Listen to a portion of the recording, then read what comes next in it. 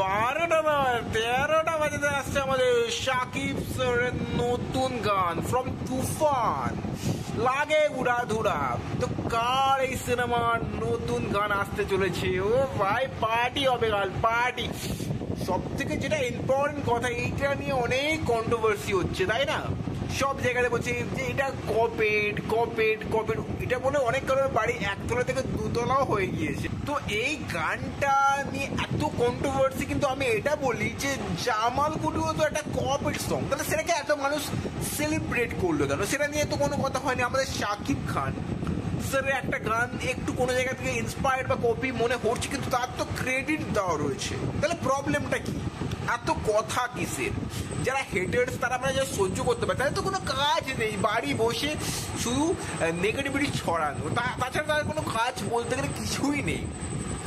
অন্ধ ভক্ত যারা, তারা এইসব কোথা থেকে কপেড, কোথা থেকে কি আনা, এসব কিছু ভাববে না। যারা রিয়েল সাকিবিয়ান তারা কখনো এটা ভাবে না যে আমাদের স্যার কোথা থেকে কি কপি করছে। তাদের মনে হয় স্যার যাই করবে আমরা সেটাকে অ্যাকসেপ্ট করব, সেটাই দেখব। তো এই গানটার টিজার আমি দেখেছি, আমার তো বেশ ভালো লেগেছে।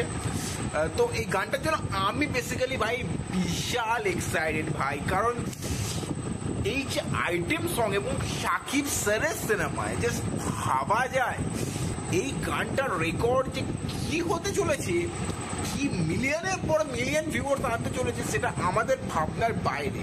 তো কালকের তো কিছু একটা হিস্ট্রি হতে চলেছে। তো কালকের জন্য আমি রিয়েলি আমি খুবই এক্সাইটেড। কালকে কি যে হবে সেটা আমরা কেউ জানিও না। আপনারা কমেন্টে লিখে জানাতে পারেন আপনারা কি গানটার জন্য আমার মতো এক্সাইটেড।